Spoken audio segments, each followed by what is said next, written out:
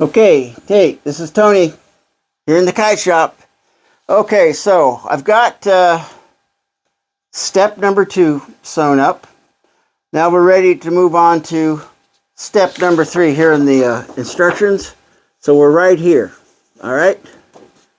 Okay, so we put the next bottom panel down. Okay, of course we don't have a good side or bad side, so it don't much matter. Okay, so there's that. Now we lay our keel down. Get our next keel. Okay, now, I always sign my kites.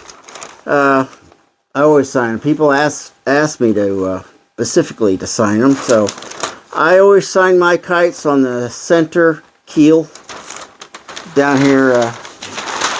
See that? And I use one of these. This is a paint marker. It's a Sharpie paint marker. This is metallic. Fine point. Although it's not very fine. But anyway, go ahead and sign your kite. Gosh, be proud of this thing. You're putting a lot of work into it. Alright? So, we take our keel. Make sure that's dry before you go laying it down. It dries pretty quick. I'm going to put that there. Followed by the last bottom panel. So you come under here.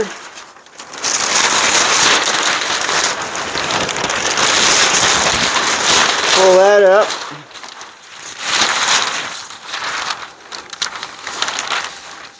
Okay, put that there. And then it fell on the floor here. My next rib. This is your center rib. The center rib normally does not have any vent holes in it, like the other ribs do. But should you mess up while you're making your ribs and you put vent holes in the center rib, it's not a big deal. It's still going to fly and fly just fine. On the center rib, just want to make sure you cut off, 5 or 6 inches of this center keel, or center rib. Alright? Cut off about yay much. Alright? And then lay that down and sew it. Now, keep in mind that ripstop is very slick. Very slick. And, of course, by now, if you've actually been sewing, you know that. But if you're reviewing this video before you do all your sewing, which is good, and you should, ripstop is very slick. So when you start sewing, you have to keep everything lined up. It's very easy to have one of these panels, suddenly disappear on you because it just slid out of the way. So you have to watch that as you sew.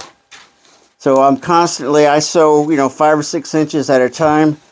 And then I stop and realign all 4 edges. So, yep. Very slick. Very slick stuff.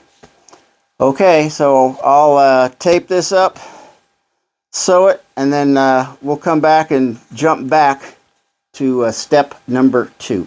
Okay? Where's my clicker at? Here it is.